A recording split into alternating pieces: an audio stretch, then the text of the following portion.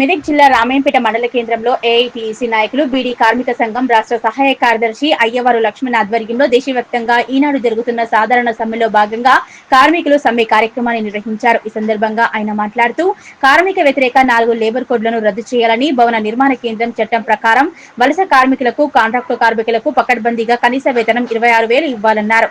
కార్మికులకు ప్రమాద మరణానికి 10 లక్షలు, ప్రసూతి వివాహానికి 1,00,000 పెంచాలని, కనీస పెన్షన్ 9,000 ఇవ్వాలన్నారు. అడ్డాలో పనిచేస్తున్న కార్మికులకు వెల్ఫేర్ బోర్డు కార్డులను వెంటనే రెన్యువల్ చేయాలని, ఈశ్రమ గుర్తింపు కార్డులను భవన నిర్మాణ కార్మికులందరికీ అందజేయాలన్నారు.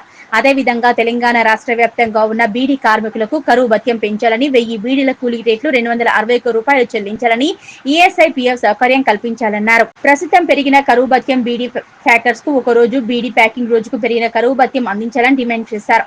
ఈ కార్యక్రమంలో ఏఐటీసీ జిల్లా ఉపాధ్యక్షులు ఇమ్రాన్, తాపీ మేస్త్రీల సంఘం పట్టణ అధ్యక్షులు చిల్క ఎల్లయ్య, ఉత్తమ బీడీ కంపెనీ కార్మికులు, తాపీ కార్మికులు పాల్గొన్నారు. ఈరోజు భారతదేశ వ్యాప్తంగా సమ్మె 23వ సమ్మె పిలుపునివ్వడం జరిగింది కార్మిక సంఘాలు. అయితే పహల్గామ్లో జరిగినటువంటి సంఘటన దృష్టిలో ఉంచుకొని ఈ యొక్క సమ్మెను జూలై 9కి వాయిదా వేయడం జరిగింది. దేశవ్యాప్తంగా ఈరోజు 50 కోట్ల మంది సాధారణ సమ్మెలో పాల్గొనడం జరుగుతూ ఉన్నది.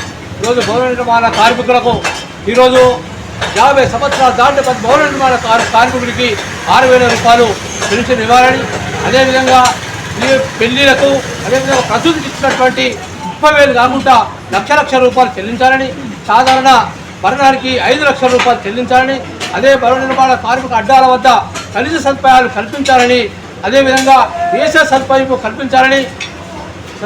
కల్పించాలని చెప్పేసి ఈరోజు దేశవ్యాప్తంగా all India building construction workers union, AITUC Telangana building and construction workers union ఆధ్వర్యంలో సాధారణ సమ్మె నిర్వహించడం జరుగుతూ ఉన్నది. ఈరోజు కనీస వేతనాల చట్టం అమలు జరగడం లేదు.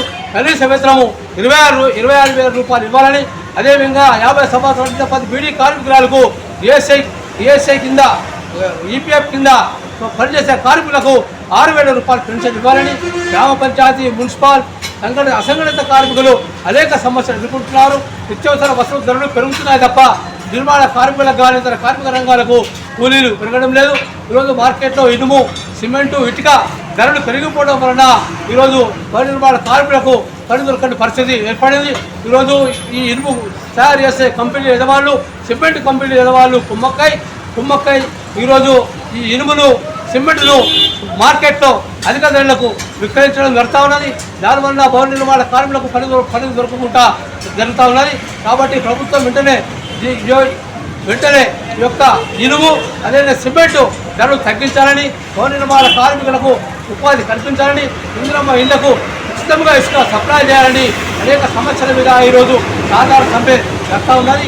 ఈ సమ్మెలో పాల్గొన్నటువంటి భవన నిర్మాణ కార్మికులకు AITUC Telangana building and construction workers తరఫున తెలియజేస్తూ వర్ధిల్లాలి భవన నిర్మాణ కార్మిక సంఘం, వర్ధిల్లాలి భవన నిర్మాణ కార్మిక సంఘం.